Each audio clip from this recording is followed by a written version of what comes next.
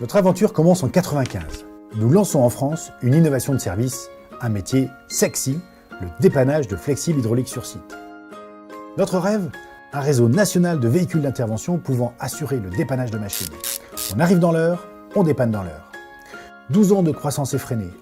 En 2007, nous avons dépassé les 300 personnes. C'est de la folie, la vie est belle. Petit à petit, de nouvelles entités apparaissent et le groupe Innovon naît. À ce moment-là, nous sommes un peu comme un porte-avions.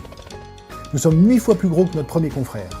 Et cette année-là, nous réaliserons 100 000 interventions. Nous sommes fiers, mais ça ne va pas durer. La crise de 2009 arrive et nous balaye. Moins 34% de chiffre d'affaires. C'est le drame. Il faut sauver l'entreprise et nous sommes obligés de nous séparer de nombreuses personnes. C'est terrible. On se réveille avec une gueule de bois qui n'arrive pas à passer. Plus jamais ça. Mais que faire? Jean-François Zobrist et Isaac Getz vont changer notre vision d'entreprise. On va comprendre 2-3 trucs. Et si on arrêtait de manager pour les 3% de tir au flanc? Et si on mobilisait 300 cerveaux et non plus quelques têtes pour réfléchir? Ça nous parle? On s'engage et on va lancer 3 chantiers. Premier chantier, reconstruire notre vision. En équipe, on obtient la passion d'entreprendre différemment pour la réussite de nos clients. Les règles du jeu sont définies autour de 4 valeurs. La performance par le bonheur, cultiver l'amour du client, équipe respectueuse et responsable, ouverture d'esprit et esprit d'ouverture. Le deuxième chantier, enlever les petits cailloux dans les chaussures de nos équipes. Les épines du pied, quoi. Troisième chantier, supprimer les signes de pouvoir. S'en suivront 18 mois d'apprentissage, de tests, d'exploration. On apprend à lâcher prise, à travailler sur nos égos avec des coachs.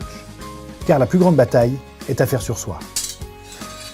Le 7 janvier 2012, c'est le grand saut. Demain ne sera plus jamais comme hier. L'entreprise renaît et le pouvoir est donné aux équipes. Bye bye le porte-avions et bienvenue à notre armada de speedboat. Les équipes cooptent leur capitaine, et oui, il faut bien un capitaine sur un bateau.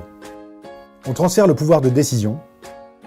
Elles seront prises désormais par vote en assemblée capitaine ou via des groupes de travail pour tous les sujets de l'entreprise. Maintenant, c'est à vous de décider. 5 mois après, le boss part faire un tour du monde avec sa famille et confie les clés de la boutique aux équipiers. Durant ce voyage, un groupe de travail décide de refondre la rémunération variable, basée sur un dispositif de partage de la valeur créée. Là, le boss fait carrément. Surprise, la marge de l'entreprise explose et est multipliée par 4. Concrètement, comment cela se passe-t-il?